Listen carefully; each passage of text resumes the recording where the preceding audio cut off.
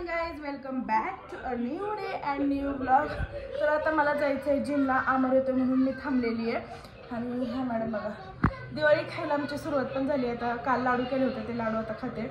आमर येतं त्यामुळे थांबले.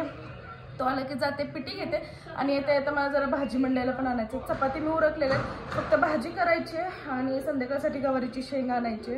बाकी सगळं झालेलं आहे. आणि रांगोळी पण आणायची. म्हणजे असं काय घ्यायचं म्हटलं ना की एक एक एक एक आठवतं. कधी कधी तर घरी आल्यानंतर आठवतं आणि मग जायची इच्छा राहत नाही. त्यामुळे मी सगळं आता नोट डाऊन करून घेते आणि बघत राहा पुढे काय काय होते ते. Stay tune.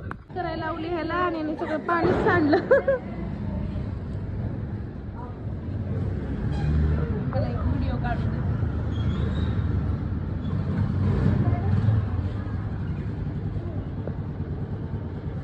बघा दुपारी म्हणलं थोडासा आराम करावं, झोपावं. यांचं बघा काय चाललंय दोघांचं.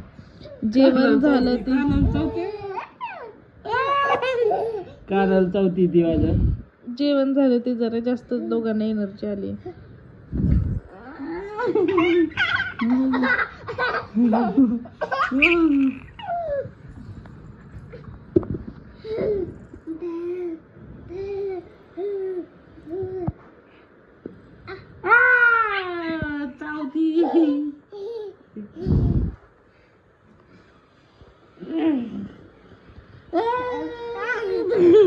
लागलं का?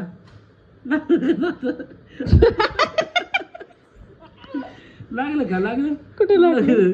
तिथं जाताना लागलं माझं डोकं.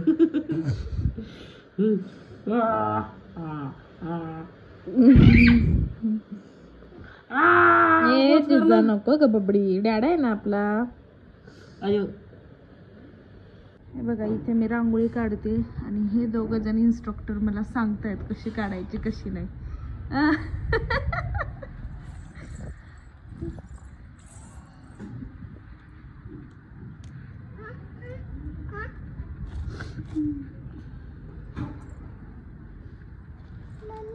तर फायनली माझी रांगोळी काढून झाली आणि काढल्यानंतर अशी काही दिसते.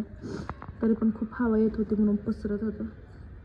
फायनली आम्ही काढली. जिजाने काढली. जिजा तू काढली ना रांगोळी? इकडे इकडे तिकडे तू पुसशील.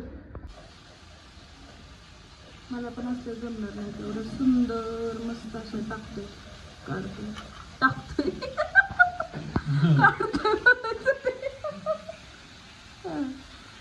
आणि बघा पुरेट एकदम चकल्या काढलेल्या मस्त असं मी भाजून घेते.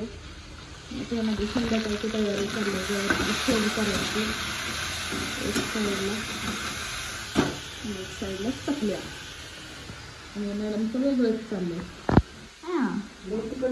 तर इकडं झाऱ्यामधनं वाटी तयार करायची चालली, मोठा चकली करायची चालली. आणि आर्टिस्ट आहेत हे.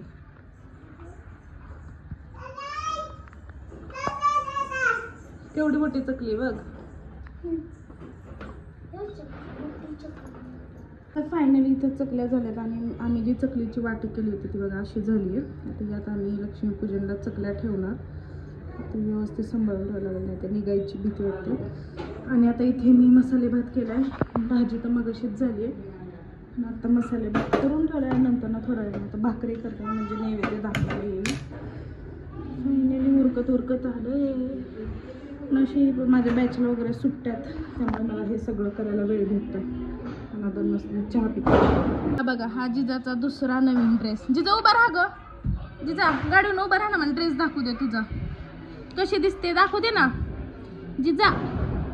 ए बबडी, जिजू लक्षच नाहीये पोरीचं. बघ की ऐकते का? मम्मी बोलवते तुझी. हाय कर हाय. उभा राहा. तुझा ड्रेस पूर्ण दाखवू दे मला. ते गाडीवर नको खाली उभा राहा. हळू. आणि इकडे बघा आमच्या जिजाचा किती छान ड्रेस, कसले भारी दिसते.